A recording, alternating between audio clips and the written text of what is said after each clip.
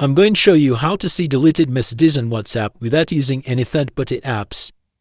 If you have a friend who tends to delete messages either before or after you've read them, leaving you curious about what they sent, then this is the right video for you. To illustrate this process, I'll first send a message from one WhatsApp account to another.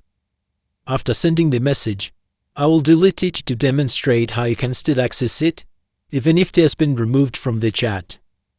The method I'm going to use is quite straightforward. However, please keep in mind that the steps may vary depending on your specific device.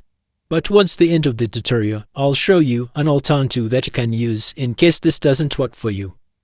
So to get started, open your phone settings. Next, navigate to Notifications. Under that, select Advanced Settings.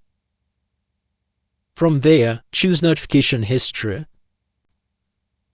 Skip the Recently Dismissed section, as each typically won't include the full information you're looking for. Instead, scroll down to the last 24 hours and locate WhatsApp. And from there, you will see all the messages that have been deleted.